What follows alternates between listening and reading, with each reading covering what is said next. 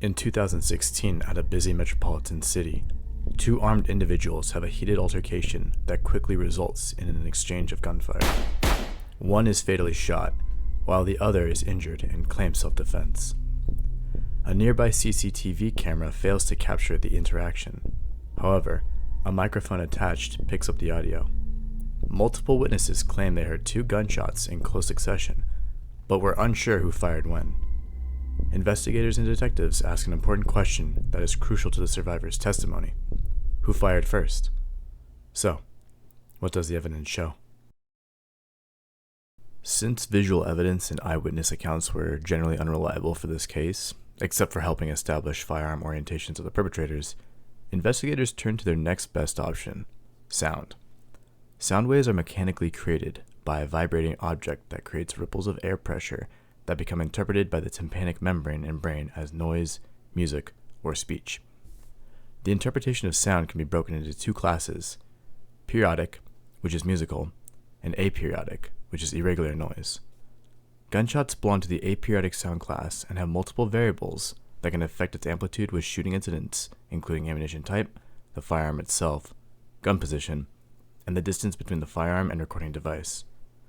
Reflective and absorbent effects, such as buildings or trees, can also influence sound quality at a recording device's location.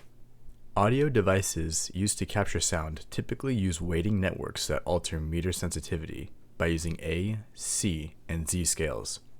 Traditionally, both A and C scales have been used to measure gunshots, since they can reduce low and very high frequencies, while emphasizing the frequency range humans are most sensitive to, which is around 2 to 5 kHz. C weighting is especially designed for very loud impulse sounds, such as explosions or gunshots, and work by preserving more bass energy from the audio. For CCTV microphones, the way sound is captured is through a built-in or external diaphragm, which converts physical vibrations and changes in pressure to electrical waveforms, which are then transformed into digital media and stored on some network. These microphones generally do not record true dBA or dBc. Therefore, analysts will extract the raw audio waveform and apply A or C weighted filters if needed.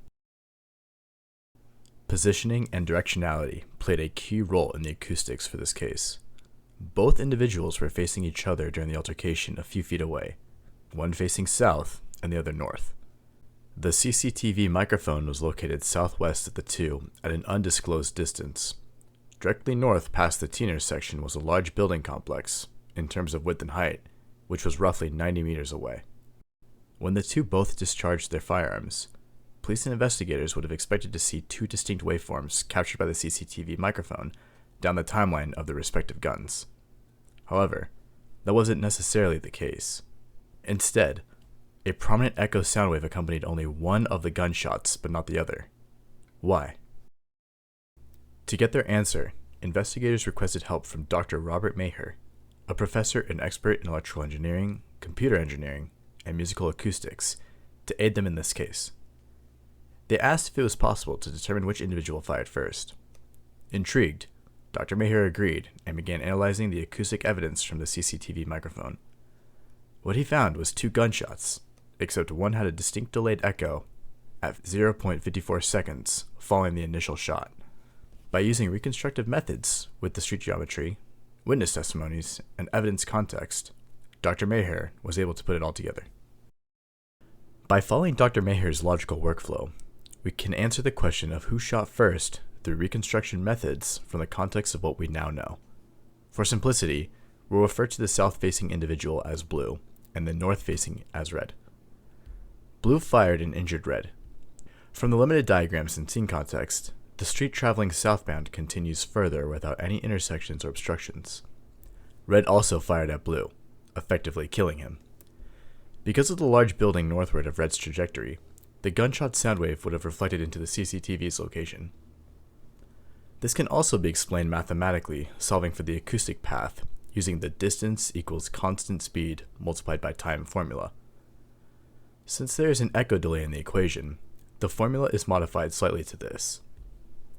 The speed of sound at an air temperature of 16 degrees Celsius is 341 meters per second, and the recorded delayed echo wave was captured at 0.54 seconds following the first gunshot.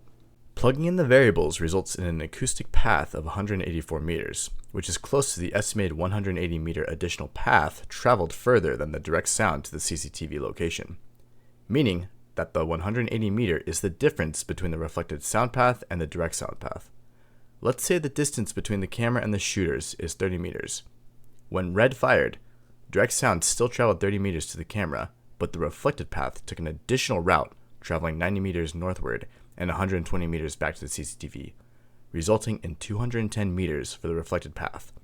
The difference gives us 180 meters, which matches the figure. The muzzle blast energy projecting south away from the reflecting building would cause an echo to be weaker or absent entirely. This explains why there is a distinct echo for red's gunshot and a lack of echo from blues. Because of physics and forensic acoustics, Dr. Maher concluded that the audio evidence strongly supported that red shot first. Although the forensic acoustics helped establish which individual shot first, there are a lot of factors and limitations to consider regarding this case and in urban scenes altogether. To start, multiple buildings can create reverberation effects and reflections from the environment that can make the analyses uncertain. Additionally, cars, transit vehicles, and walls can scatter sound in different directions, making it difficult to capture high-quality sound waves on recording devices.